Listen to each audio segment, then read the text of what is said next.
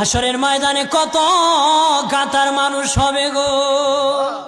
নবী বলেন আয়েশা, হাসরের ময়দানে মানুষ 120 কাতার মানুষ হবে। কয় কাতার?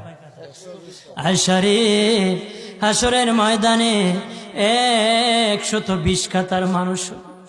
আয়েশা সিদ্দিকা বলেন ইয়া রাসূলুল্লাহ, ইয়া রাসূলুল্লাহ, আমি জানতে চাই আপনি রাসূলুল্লাহর উম্মত কত কাতার হবে? নবী বলেন আয়েশা, আমি রাসূলুল্লাহর উম্মত একাই 80 কাতার হবে। আয়েশা বললেন ইয়া রাসূলুল্লাহ, দিনের নবীজি 80 কাতার দিয়ে আপনার উম্মত হবে, আপনার উম্মতকে কেমনে আপনি চিনবেন? নবী বলেন আয়েশা রে, আমার উম্মতকে 3টা পরিচয় আমি চিনব। 1 নম্বর পরিচয়, আমার উম্মতের কপাল থেকে নূর চমকাবে, নূর চমকাবে।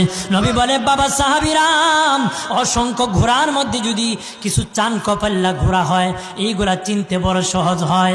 চান কপাল্লা ঘোড়া চিনতে বড় সহজ হয়। হাসরের ময়দানে আমার 1 প্রকার উম্মত চান কপাল্লা হবে, কপাল থেকে নূর চমকাবে, নূর চমকাবে।